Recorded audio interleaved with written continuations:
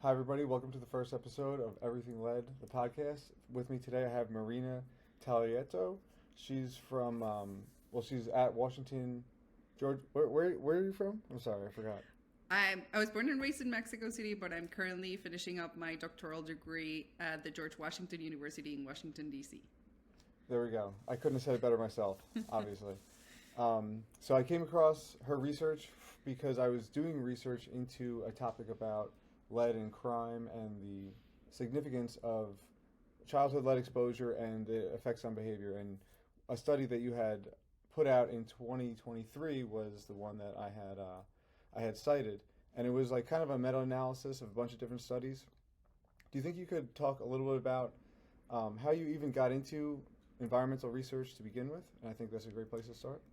Okay, yeah, that's perfect. So, as I mentioned, I was born and raised in Mexico City, and there I actually went through medical school. So, I'm a physician by training. So, after practicing medicine for a few years, I realized that environmental health was really neglected in my country. So, I decided to kind of like switch careers, and I got into a toxicology program in the US. So, I moved to the US to pursue this environmental health career. And I got into lead exposure because I realized that Mexico has a big issue on lead exposure. Because of our traditional glazed clay pottery that we use for food, we get lead poisoning from those. So after figuring that out, I was a trained physician, and I had no idea that this was an issue. My grandma used to cook in this amazing pottery, and I had no idea she was poisoning me. So that's why I kind of like got super interested in lead. And the reason why I started doing research on lead exposure and criminal behavior is because we're really trying to push policies in Mexico to kind of address this problem. And the way to push policies is to start to speak the language that policymakers want us to speak. So you kind of have to make them hear you out, and you have to talk about in the terms that you know that they are going to prioritize. So we know that criminal behavior in Mexico is a big issue too, and that we know that those two might be connected. So that's why I started doing this research on lead exposure and criminal behavior. Wow, what an incredible introduction, and I can see why you have so much passion for this. What was the thing that kind of was so obvious to you when you were a physician? Was it childhood lead poisoning cases that you were seeing, or was it something else that you were finding was really all too common? I mean, lead poisoning and behavioral issues were really common among Mexicans, and I did notice that as I was practicing medicine. But I think the main thing that made me transition was that in medicine, every time a patient came and we diagnosed them with a chronic disease, maybe cancer, maybe any other chronic disease, they always look for answers on like, why did this happen to me? And most of the time we don't have answers for them. And it was really frustrating for me. So then I started doing research on environmental exposures as social determinants of health. And that's where I realized that there were a lot of answers that I didn't have while I was a practicing physician. So I got really interested in this, and I mean, the rest is history. I see what you mean. It's kind of like all the patients come in and they're all wet, and they're like, "Why am I wet?" And you're like, "Well, it's raining." But as a physician, you can't do anything to change the weather, and so it seems like you have a much more much more leverage in changing the way the outcomes are at a grand scale by doing the research into environmental issues like this. Exactly. And I'm actually finishing up because I'm graduating this August, the doctoral program in public health, which is a practice-based doctoral program. So it's not just about doing research. It's about translating that research either into science communications or into policies or into public health practice. That's incredible. Would you like to talk anything about your dissertation, what you're working on now, or if you can't, it's okay. Yeah, no, of course. So Okay. I'm actually doing my dissertation. Originally was planning to do something on lead, but research usually works around funding, and I didn't get funding because you probably noticed this. Lead exposure in the United States seems like an old problem, even though you and I know that it's not old, and that people are getting exposed to lead through a lot of things, and that it's an environmental justice issue, because the most marginalized, the most vulnerable are the ones that are getting the most exposed to lead. So it's a big issue. But anyway, I didn't get funding to study lead exposure, so my dissertation is studying birth defects, specifically congenital heart defects and genital birth defects in Mexico, and how those relate to industrial presence in Mexico. So I did manage to add some on lead exposure there and how that relates to genital birth defects. But yeah, hopefully I'll get those published soon and I can share those with you. That's awesome. So did you try to get funding for a research study into lead for this? Actually, I tried to get funding for a research study on lead and criminal behavior in Mexico. I see. Yeah. Wow. And they didn't go for it. They didn't go for it. No, we tried twice. And people, like the comments we kept getting from funding agencies was that this was an old problem, that they are already doing a lot to address lead poisoning in the world, that studying this relationship with criminal behavior would not change any of those programs. Incredible. And that seems like the line that's towed often by, people who've been around for a while, that it's decreased so much. I mean, like if you look at all the charts, it's going like this. But it's not going like this in every area. And I think that is like one of the biggest problems with lead ongoing, is that there's certain blind spots where there's just nothing being done versus other areas where it's like pretty much all fixed. And a lot of it gets fixed just over time, with housing getting renovated over time and stuff like that. So I wanted to ask, I wanted to comment actually. I was just speaking with someone the other day, and they were talking about Chicago and places like Baltimore, where there's still like a very high violent crime rate, and comparing that to somewhere like New York, which has seen a big reduction in crime rate. New York has a very strict lead policy. Their lead limit is half the federal limit, and they're really pushing to test all areas. I was looking at a piece of paper that you have to submit to residents who have children in public housing yearly, which does something about testing for lead hazards around windows and stuff like that.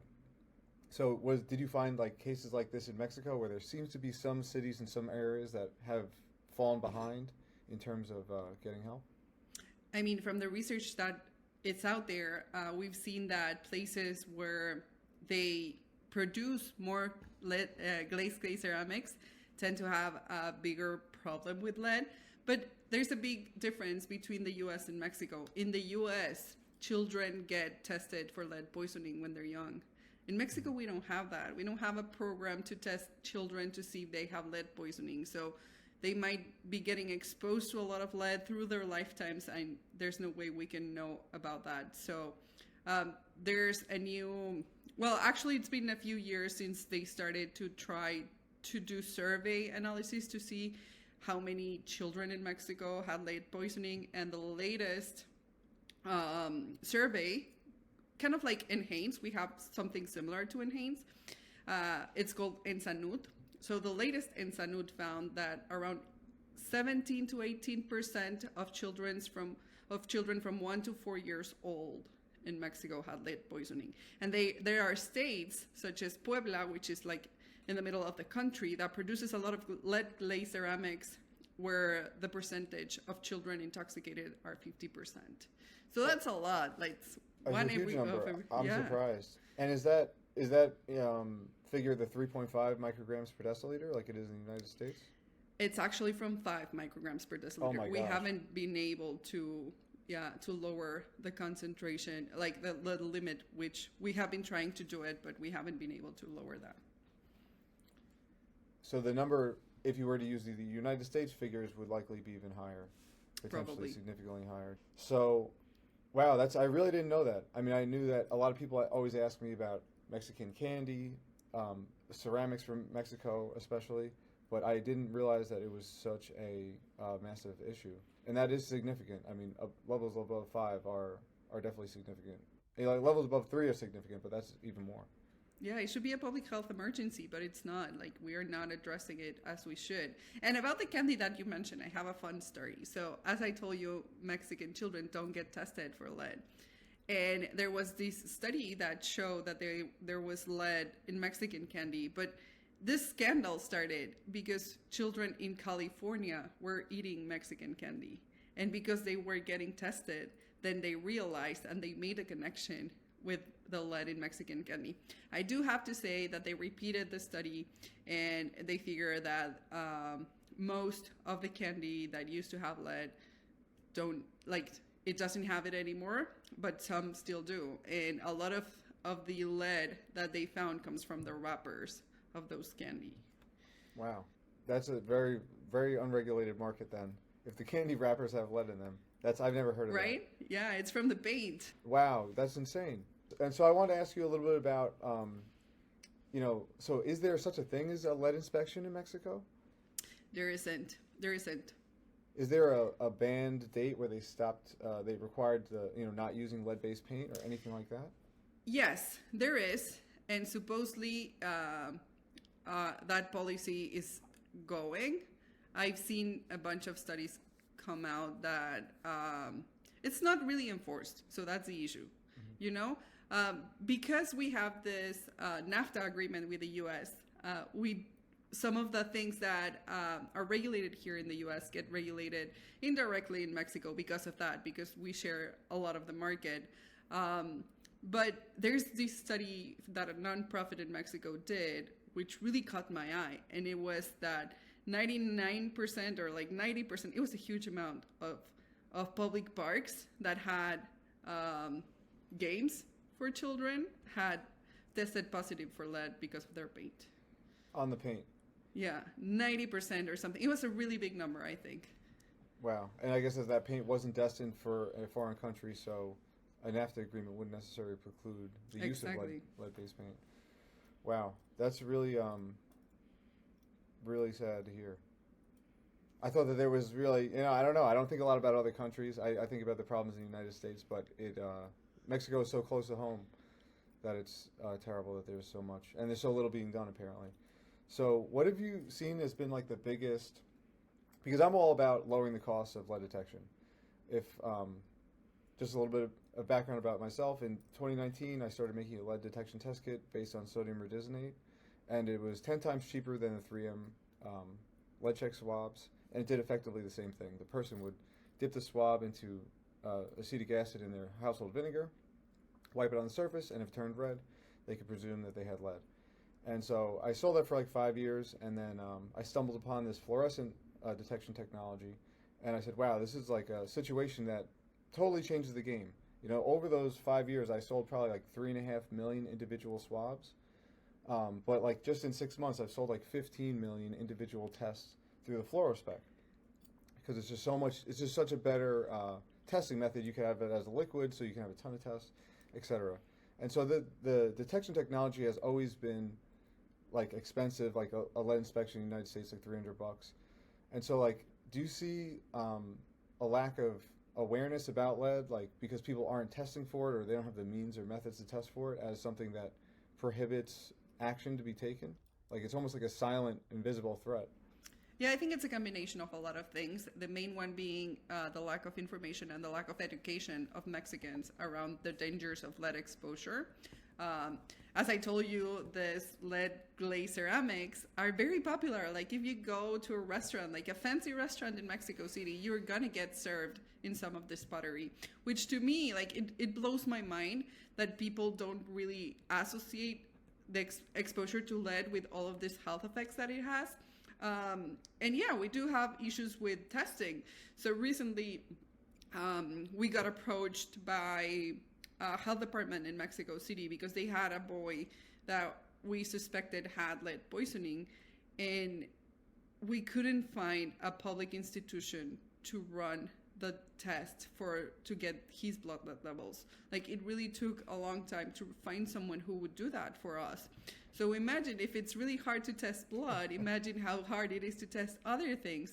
And yeah, so I mean, it's really stressful to see that this is so common in Mexico. And if I like talking to Mexican people about this, they always tell me, well, I've been doing it for my whole life. Like I've been using this pottery for my whole life and nothing has happened. But they don't realize the bigger scale. They don't realize that we're the country with the most kidney failure in the world. They don't realize that we have a huge cardiovascular disease problem too, and they don't realize that we also have all of these effects from that exposure in children and the neurological effects that the exposure caused. Because honestly, it can be so invisible. Like, you don't associate those health effects with your exposure to lead. It is very, very subtle, and I think that that's why it is so dangerous, because nobody knows that their arteries and veins are being coated with leaded cholesterol deposits, and that their IQ has been eroded a little bit. Like, nobody with a lowered IQ knows that it's missing. Like, if I didn't, I don't know what it's like to be 6 feet tall, because I'm not 6 feet tall. I never was, and so I don't miss it. But did I hear you say something about kidney failure? Is that associated with lead to a high degree? Yes, kidney problems are. Because I didn't even know that. Kidney disease is associated with lead exposure, fertility issues, cardiovascular disease, lower IQ levels, antisocial behavior. There's a bunch of anemia too. I don't know. There are so many that. Yes, yeah, I know. The anemia. I like to just focus on the ones that are so, like, I think it's so easy, because it's hard to get people excited about kidney failure. Yeah. For example. It's like so subtle, but if you say, hey, heart attacks are a real big problem, and lead contributes directly to that. And the path between it, because kidney function and, like, I know kidneys move a lot of calcium. Like, I'm sure lead gets not just in the mitochondria, but in, like, the functionality of the kidney itself. It probably contributes to inflammation on the aggregate kidney, total kidney. But, like, that's not as, like, straightforward as, like, your veins are getting coated with lead. Your heart's getting enlarged from an increased blood pressure because of lead, nervous system effects in the body. So I saw that you had an awareness channel in Mexico. Do you want to talk a little bit about that? Yeah, so once I realized that science communication was a very important part of this, as I mentioned, like, there is no much information about this around, I decided to venture into social media like you did, although I'm not as popular. And the thing is that there are a lot of resources in English. In English. So if you have a language barrier, like if you speak Spanish or in the US, or if you're in Mexico and don't really speak English, then that's a huge issue. So I decided to venture into social media. I do have a channel which is at Mariajo Toxicóloga, and that's where I share most of my information. I don't only cover lead. I cover a lot of chemical exposures. But because lead is so close to my heart, I tend to share a lot of information on lead. That's so cool. It really is, there's not even that much, in my opinion, information in English. And the way that the information typically gets to people is in a prescribed fashion from healthcare providers and from government officials through their various channels. And I don't know if that is necessarily the most effective way to reach people, because it really never hits them where they're at. It's, this is information coming from my healthcare provider, it's coming from the government, it's telling me that there's some threat.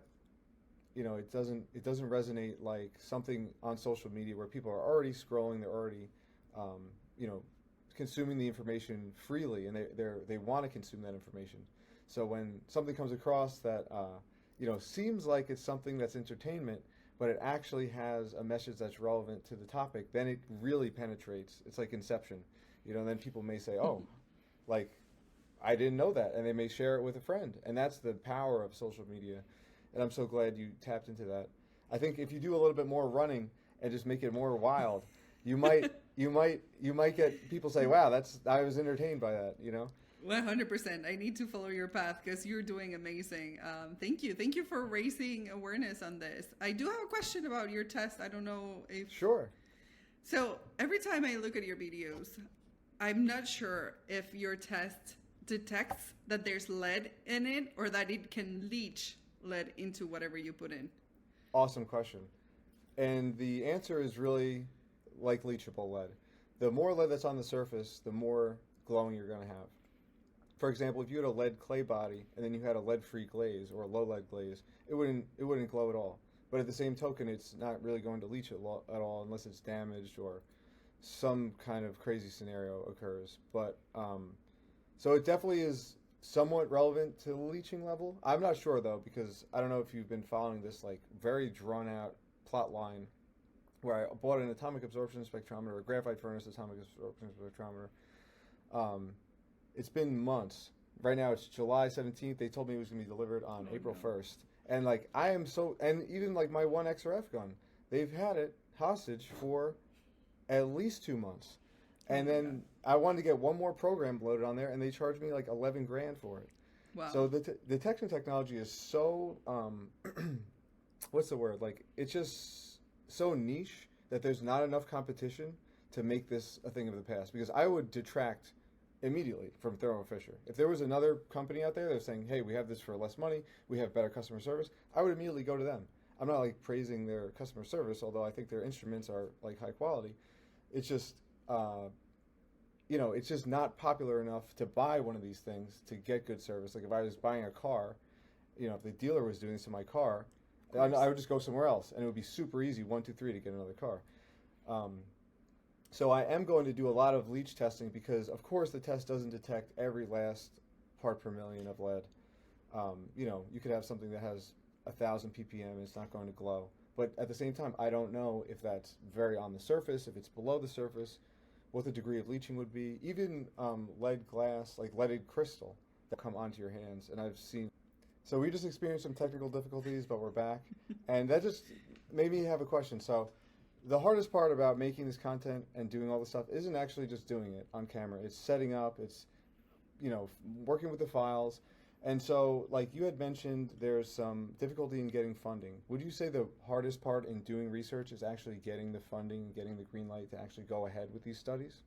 Yeah, 100% funding is the main issue that we get nowadays, especially with lead. And seriously, it blows my mind how a lot of funding agencies think that the lead issue is fixed everywhere. And it's not. So there are so many things that we still want to study about lead, including this lead exposure and criminal behavior, because the study that we did, that review that we did of the evidence, even though it shows that there's probably a link, doesn't really connect all the dots for us. So we want to keep exploring this, but without funding, it's completely impossible. I totally see that. And in the United States right now, HUD has about $500 million in unspent monies that were supposed to be allocated to renovating homes where people would live with lead hazards. And so I could see why, from a governmental perspective, in giving out grants, they would think, well, there's obviously not that big of an issue, even though it's a much more complicated issue. It's not like there's not lead hazards. In the United States, it's estimated there's like 23 million homes with lead hazards in there right now. It's just that it's very complicated and convoluted, and there's a lot of different departments, different agencies have to work together in ways that they're really not able to do easily in order to get that money spent. So, because I've been going on a little bit of a journey to try to get some funding from the government as well. There's about a $13 million HUD grant for lead technology. It ends in like August something. And so I don't know if the due date is coming up too fast for me, or I'm too unprepared for this, but I wanted to give it a try because somebody I know at Columbia University got, it was like $700,000 to do some research into chemical testing alongside with some XRF testing. And I didn't think that study was particularly in depth or really stretched it to the limit, because I don't know. That's just my opinion. I'm a new person on the block here though, so I think that like whatever we've been doing, maybe we could do it a little bit differently, and it may result in some like really rapid results. So, I don't know. I don't know where I was going with that, but I'm going to do my best. I was actually just to tell you randomly, I was doing individual specks of lead dust. So I made some lead-based paint. I turned it into dust. I measured them under a microscope. I got them down to about 5 to 10 micrometers was the smallest dust size I was able to generate. And I could see them, individual specks, after I converted them. Yeah, it really is incredible. And because typically people would have to find dust using a dust wipe. But in the United States, the EPA, they had to get sued for this to happen, but they have to lower their lead dust hazard standards to any detectable limit. But the detection limit is going to be dictated by the limitations of the dust wipe sample being digested in a lab, which doesn't have a 100% recovery rate, most likely, and then being used in a graphite furnace or a flame atomic absorption spectrometer, which isn't like infinitesimally accurate. So I was doing some research and I saw that the dust wipes only have like a 60 to 70% recovery rate of the dust. And this is definitely true from my experience of putting dust on the floor, wiping it, and then spraying it. There's still some left behind. So I was thinking that there may be places that are hazardous, but are technically never going to be caught because it's just too little dust and it's not, you can't dust wipe a carpet and stuff like that. So I figured that this test would be really effective at identifying the dust. And I think that's where it probably shines, not to do a pun, but it shines the most on the dust finding, because like the dust specks are so tiny, but there's so much light being reflected that comes in invisible UV and then gets reflected back as green that it's just super obvious, even individual speckles of it. That's amazing. Honestly, that feels like a game changer, and I think we could benefit from all of these things. Like, I know that what we've been doing for the last decade, it worked. Like, we did lower blood levels, but now I feel like because they're lower, we need to try more to make things easier, to make the community realize how that it can be easy to detect lead, as you mentioned. So I completely agree with you. That could be a game changer. I work with a nonprofit organization in Cleveland. So shout out to this nonprofit called Clash.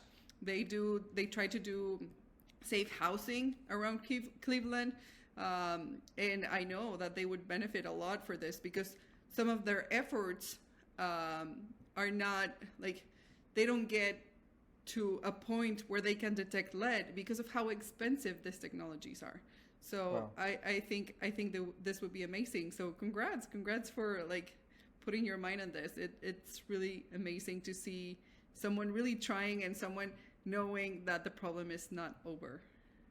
Yeah, and like you said, it is harder now than ever to detect it, and the levels that are actually dangerous are pretty low, so it is a little bit more tricky. But I'm so obsessed with this because I knew that I was already like in the game. I was already selling lead tests. I had a lot of feedback. Most of the people who called me for customer service told me that they only bought a lead test, the swabs, because they found that their child had lead poisoning.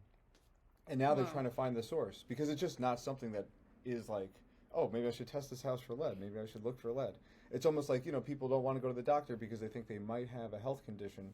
And it's just easier to just ignore it because it's not really that obvious right now until, it's too late in some cases. So once I found out that it wasn't really just the children being affected, it was like the family dynamic, it was the parents. And then I started getting more into it. And I was like, wow, there's a whole litany of troubles that are really like this lead and crime thing, lead and antisocial behavior. Like that's definitely subtle. And I just wanted to ask you about, like, I know there's like that famous chart with the lead and gas and then the lead in the crime rates. And if you offset it by about 20 years, it really overlaps. Like that's a really stark image, but there's a lot of, detractors that say this isn't necessarily good science, and that there's a lot of like places like Mexico, for example, they didn't see the same kind of crime wave lagging behind the increased lead and gas. And so I was wondering if you could tell us a little bit about the nuances in measuring crime rates and like other things that may kind of convolute the data, where it's not just a straightforward measurement. Yeah, of course. So those studies that you saw were like the first couple of studies that came out with this hypothesis of how lead could cause criminal behavior. And although these are very great studies because they showed us the way, we usually criticize population-based studies because you cannot really measure what happened in the individual's life to determine if it was the lead that caused the criminal behavior or not. So because of that, in order to prove this relationship or to really study this relationship, we need to look at the individuals. And those are like the individual-based studies that were studied in my research. And there are not many of them. And the thing about these studies is that you can control some of the conditions that can alter if a person has social things that are going to make him or her more prone to criminal behavior, because like the environment plays an important role. Things that happen in their childhood play an important role if this person can or cannot get to criminal behavior or even antisocial behavior. So because of that, the studies that you saw on leaded gasoline and crime rates, like they show you some associations, but you cannot prove that relationship with them because of all of these things that play a factor into criminal behavior. We wish that lead was the only thing that caused criminal behavior, but we know it's far more complicated. And for example, in Mexico, we have a really big problem with crime rates because of drug cartels. So if children are getting exposed to all of this violence, they usually are more prone to developing criminal behavior. And maybe lead did not have anything to do with it. So I feel like we need to study this relationship of lead exposure and criminal behavior in different contexts, because they do, like family and society do play a role in how people develop later on in life. 100%. And I can see why, from a governmental perspective, that may seem like a rabbit hole, because it sounds like that teasing out those nuanced details would be a lot more different. Could you maybe give a little bit of an indication as to how a individualized study, I forgot what you used, you said not population-based, but it's like subject-based or something? Like how that might differ from the population study?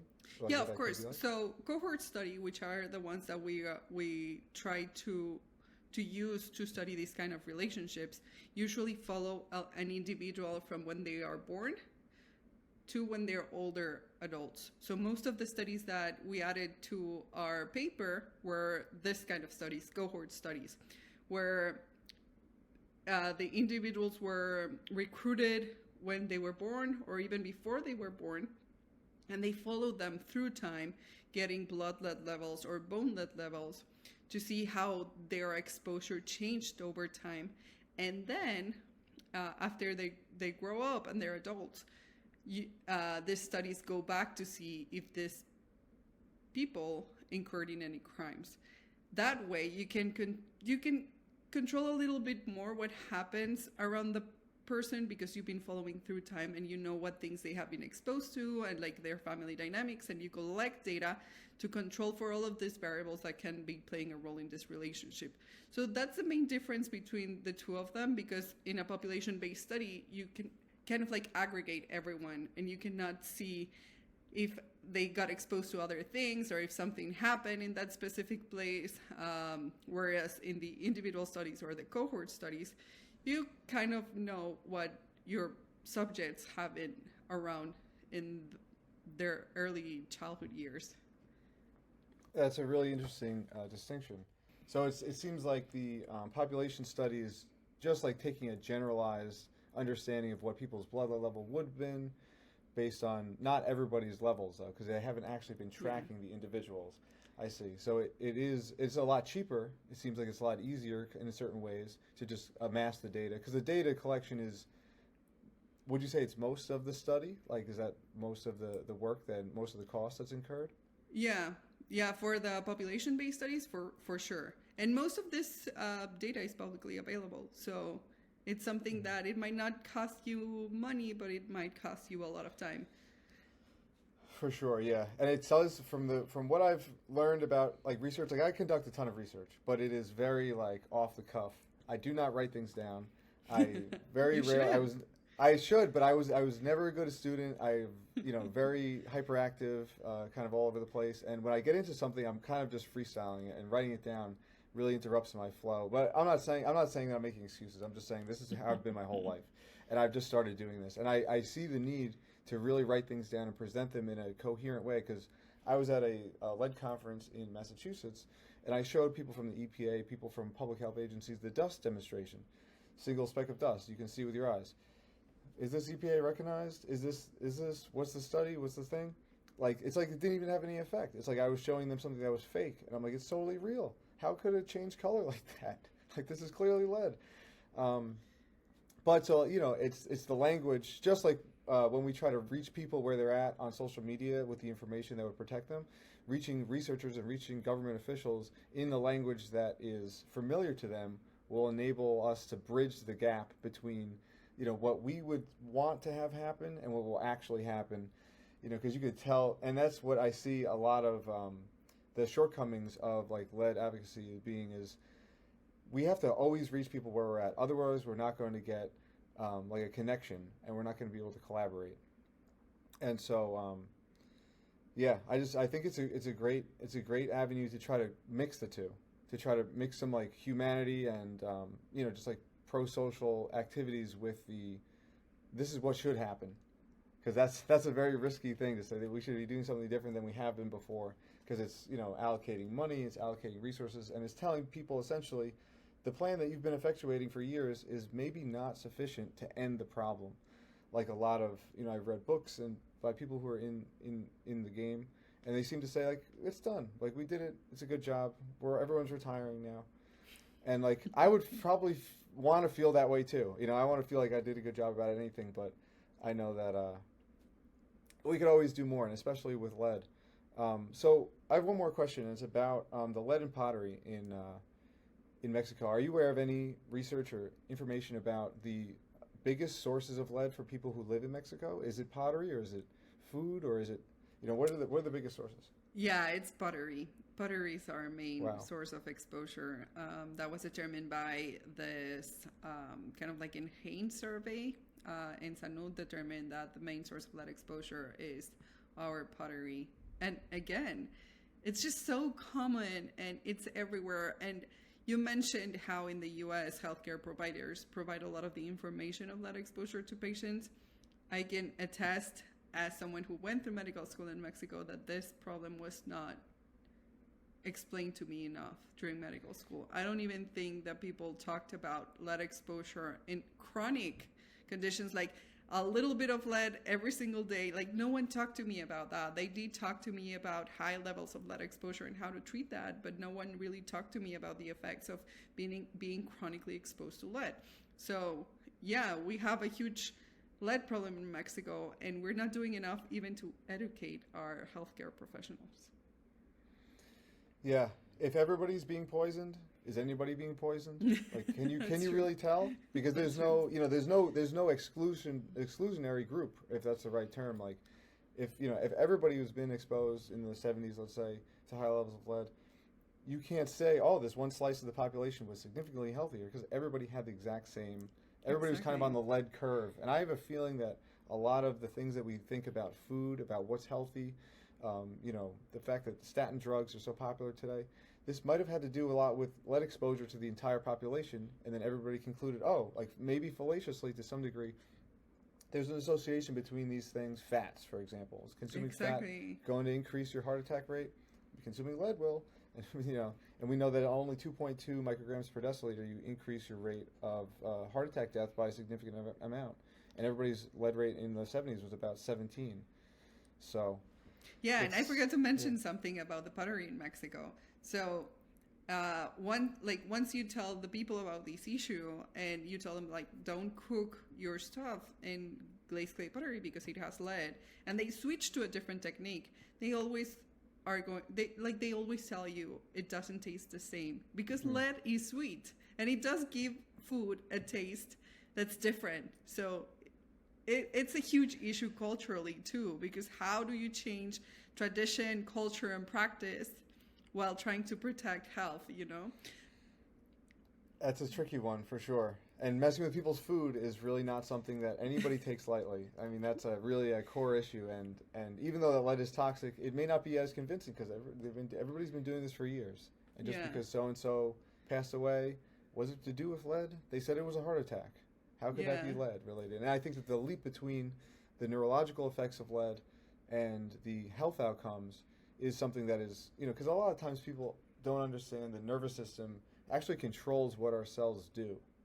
And like it controls the physicality of our body. Like there's no difference between a muscle and a neuron other than the fact that they're made of different things. Like they both are intertwined at such a innate level that there can't be any, you know, there's no separation between these things. And it's not just the brain or mind or consciousness experience, it's our body's functionality that's affected by lead. There has to be another question here. I'm having such a good time talking about lead. So the pottery is a big deal. Oh, this is what I wanted to ask about. In Washington State, a person by the name of Katie Fellows, She conducted a study, and she actually got a law passed in the state of Washington. I think it's going into effect in 2025, banning all cookware that contains lead above 5 ppm. Wow.